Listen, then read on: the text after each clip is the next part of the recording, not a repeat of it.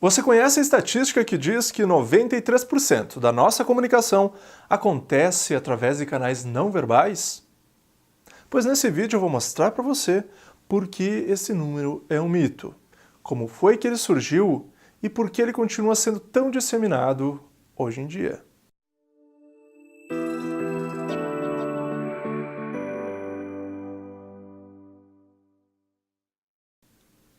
Quando você conversa com alguém, assiste a um filme, a uma série ou a um vídeo como esse, você percebe o que a pessoa está querendo transmitir para você baseando-se em 3 fatores: a linguagem corporal, que são os gestos, a expressão facial, o tom de voz e as palavras. Assim você consegue compreender a comunicação e entender também se a pessoa está falando aquilo com alegria ou tristeza, se ela está animada ou se ela está apenas brincando. Profissionais têm disseminado nos últimos anos números que definem um peso específico para cada um desses fatores. Eles dizem que a linguagem corporal, a expressão facial, tem o peso de 55%, o tom de voz 38% e as palavras apenas 7%. Pois bem, pense comigo. Se esses números estivessem corretos, a metodologia utilizada pelas escolas de idioma está errada, né? Porque quando você quer aprender um novo idioma, o que você tem que fazer? Decorar novas palavras. Segundo esse número, seria muito mais proveitoso viajar para o país de origem do idioma e começar a conversar com alguém lá na rua, uma pessoa nativa do idioma. Porque observando o que a pessoa está gesticulando, expressão facial e tom de voz, você já compreenderia 93%. Pois bem, aí você sabemos que é um tanto de exagero pensar assim, né?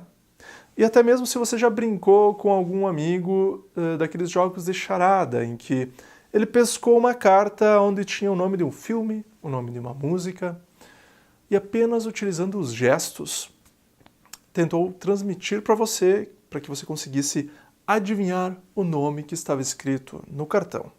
Você lembra que foi uma tarefa divertida, sem dúvida, mas também um pouco difícil, não é?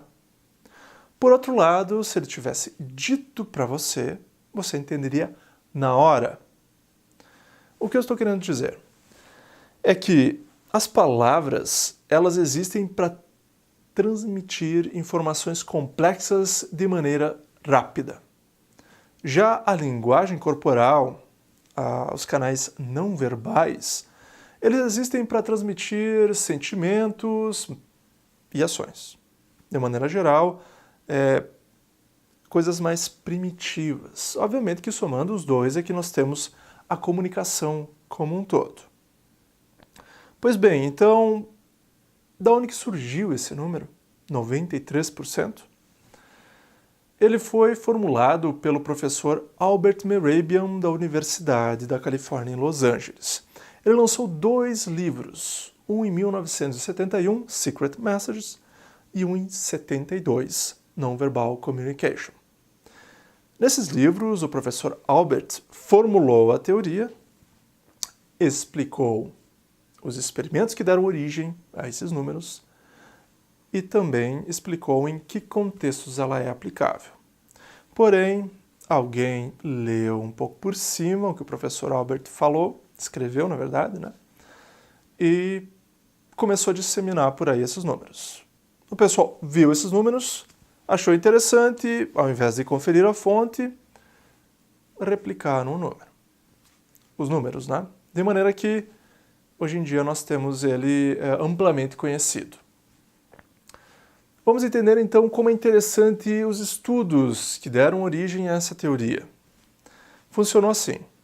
3 voluntárias, foi solicitado a elas que dissessem uma palavra sem um significado específico, a palavra lugar, por exemplo, e que variassem apenas o tom de voz ao dizer a palavra, de maneira que elas conseguissem transmitir simpatia, antipatia ou neutralidade.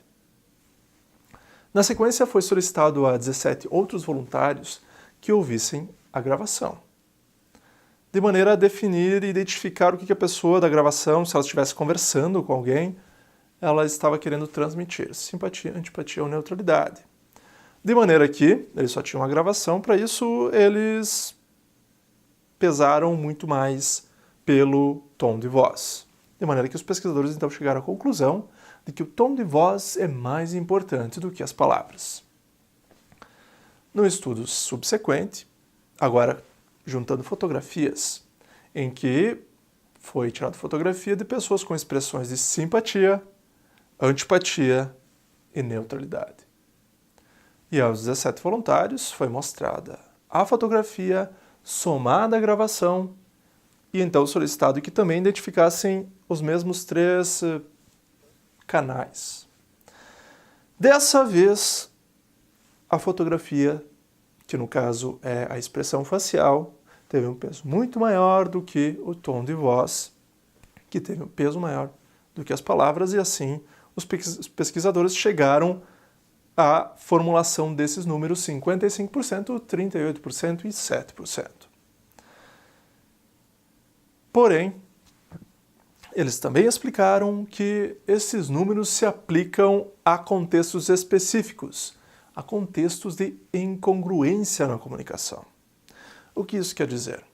Quando você não sabe muito bem o que a pessoa está querendo dizer.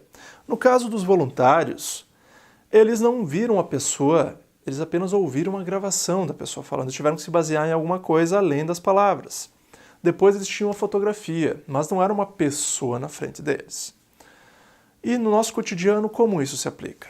Em contextos de incongruência, é quando você não sabe se a pessoa está querendo dizer aquilo mesmo ou ela está sendo simplesmente sarcástica.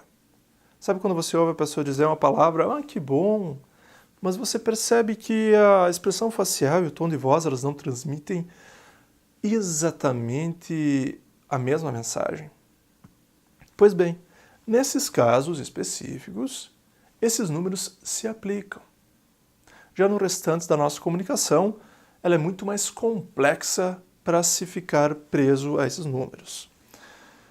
E profissionais da comunicação sérios já sabem disso há muito tempo, já foram lançados artigos para explicar para as pessoas de onde surgiu o número, mas ele continua sendo disseminado. Por quê? Porque 93% é um ótimo número para se utilizar no marketing, para vender os seus serviços. Mas agora você já sabe que eles são aplicáveis a contextos específicos. Eu espero que esse vídeo tenha sido útil para você, que você tenha aprendido com esse vídeo. E se você quer saber mais dicas sobre como melhorar a sua comunicação, seja no ambiente profissional, seja na sua vida pessoal, assine esse canal. Você terá vídeos semanais com dicas úteis, aplicáveis no seu cotidiano, de como se comunicar de uma maneira mais positiva, mais confiante, mais assertiva. Então, nos vemos no próximo vídeo. Até mais!